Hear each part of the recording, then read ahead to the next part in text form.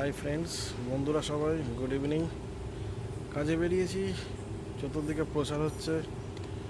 তোমাদের একটা জাস্ট ছোট্ট একটু ভিডিও করে জানাতে চাইলাম, আমরা যারা কর্মরত, যারা কাজের সাথে যুক্ত, পরিশ্রম করে চলছি, শুধুমাত্র তাদের জন্য। কারণ বেকারদের জন্য দেখি ভোটের প্রচারে প্রচুর জন লাইন দিয়ে আছে, কারণ তারা বেকার। আমরা কাজবাজ নিয়ে আসি, সংসারের চিন্তা ভাবনায় কী করে নিজেদের আগামী জীবনে উন্নতি করব। তো যাই হোক, শেষ ইলেকশন নিয়ে একটা লাস্ট বার্তা। ভোট শেষের দিকে প্রায়। তো নির্বাচন যেই হোক না কেন, যাকেই করো না কেন, ভেবেচিন্তে করবে, দেশের উন্নতি দেখবে।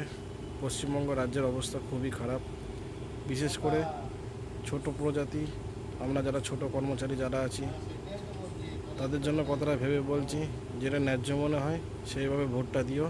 অবশ্য জেনে শুনে ভোটটা দিও, কারো কথায় ভোট দিও না। দেশের অবস্থা নিজেদের হাতে, সেই বুঝে দিও। বাই।